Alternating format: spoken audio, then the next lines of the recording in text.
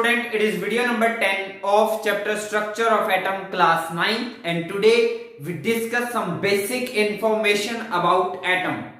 या हम ये कह सकते हैं कि अब तक की जो हमने टोटल 9 वीडियोस इस चैप्टर की हैं उनका टोटल हम समरी देख लेते हैं, क्या है, क्या कंक्लूजन निकल के आता है वो हम चेक कर लेते हैं.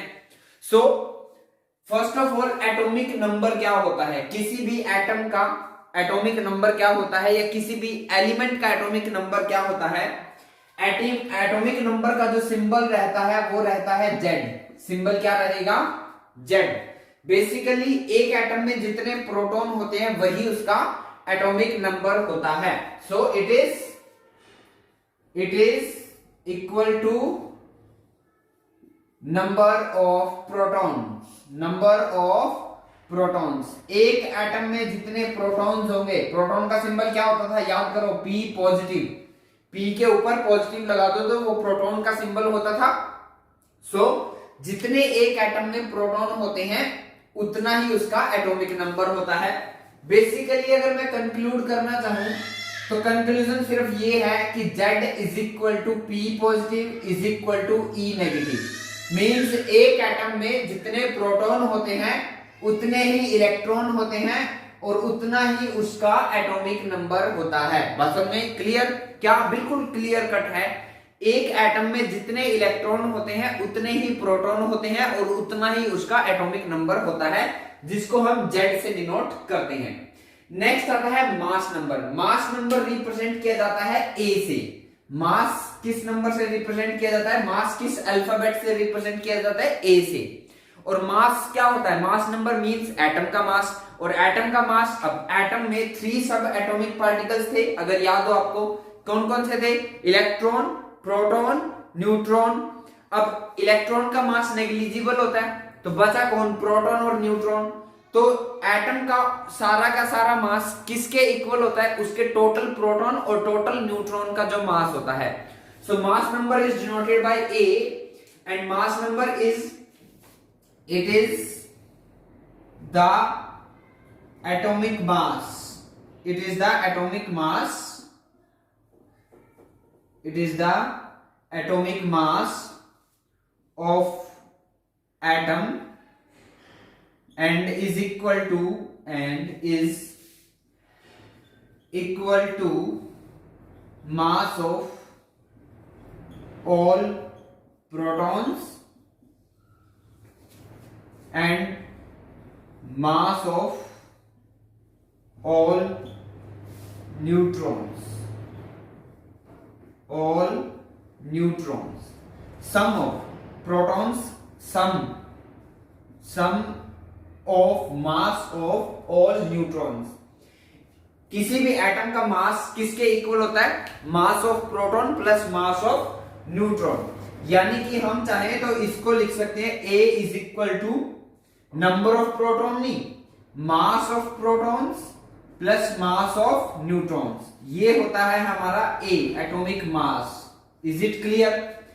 नेक्स्ट हम डिस्कस करेंगे वैलेंसी, बट वो हम अभी थोड़ी देर में डिस्कस करेंगे. फर्स्ट ऑफ ऑल हम देखते हैं रिप्रेजेंट कैसे करते हैं. बीच में हमेशा सिंबल लिखा जाता है. क्या लिखा जाता है, सिंबल. किसका, एलिमेंट का. Symbol of element, symbol of element या सिंबल ऑफ एटम.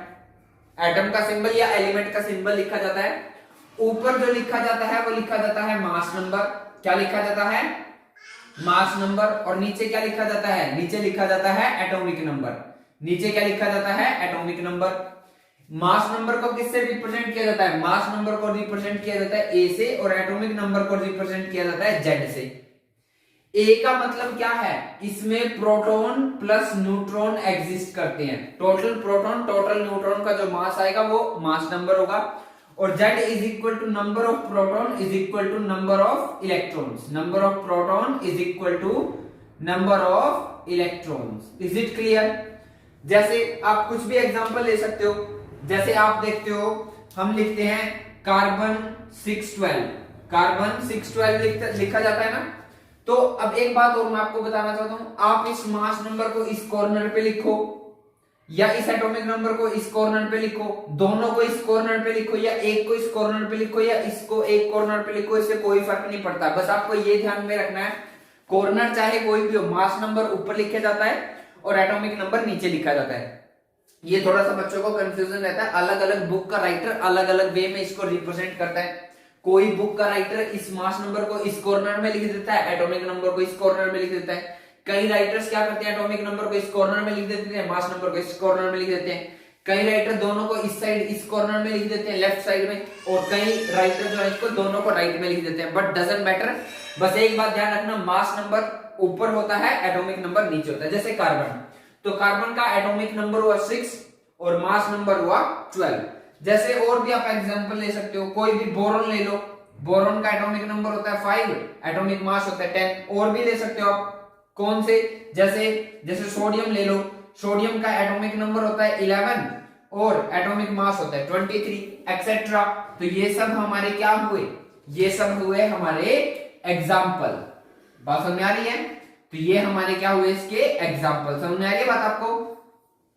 तो नीचे क्या होता है, बीच में क्या होता है, बीच में होता है सिंबल, किसका, उस एलिमेंट के एटम का, और नीचे क्या लिखा होता है, एटॉमिक नंबर, और ऊपर क्या होता है, mass number. So atomic number और मास नंबर आई होप आपको क्लियर होगा अच्छे से।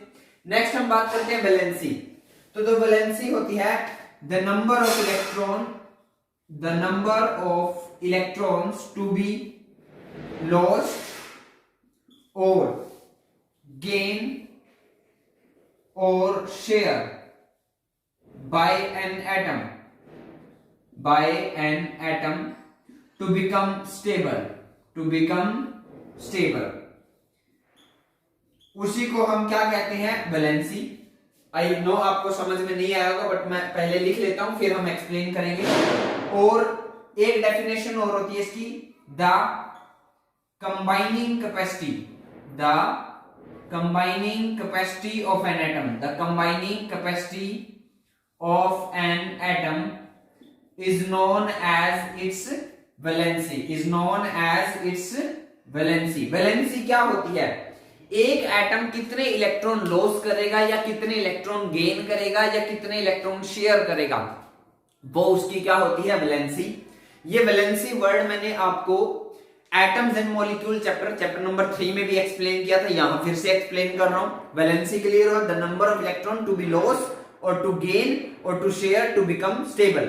और स्टेबल होने का रूल होता है, किसी भी एटम की जो आउटर मोस्ट शेल होती है वो या तो कंप्लीटली वेकेंट होनी चाहिए या कंप्लीटली फिल्ड होनी चाहिए। मतलब जो सबसे बाहर वाला सेल होता है किसी भी एटम में, या तो उसमें पूरे 0 इलेक्ट्रॉन्स हो, मतलब एक भी इलेक्ट्रॉन ना, या उसमें पूरे 8 या 2 इलेक्ट्रॉन्स हो, जो हीलियम के केस में होता है। सो आई होप आपको ये तीनों term, atomic number, mass number और वैलेंसी, क्लियर होगा। यहां पर ये और बेसिक इंफॉर्मेशन की अगर मैं बात करूं, तो इलेक्ट्रॉन की डिस्कवरी किसने की थी, इलेक्ट्रॉन की डिस्कवरी की थी जे थॉमसन ने। किसने की थी, जे थॉमसन ने। प्रोटॉन की डिस्कवरी किसने की थी, प्रोटॉन की डिस्कवरी की थी ई गोल्डस्टीन ने। किसने, ई गोल्डस्टीन ने। न्यूट्रॉन की डिस्कवरी किसने की थी, न्यूट्रॉन की डिस्कवरी की थी जेम्स चैडविक ने। किसने, जेम्स चैडविक ने। और अगर बात की जाए न्यूक्लियस, जो सेंटर में होता है, न्यूक्लियस की डिस्कवरी किसने की थी, ये क्या है, न्यूक्लियस की डिस्कवरी किसने की थी, न्यूक्लियस की डिस्कवरी की थी ई रदरफोर्ड ने। किसने, ई रदरफोर्ड ने।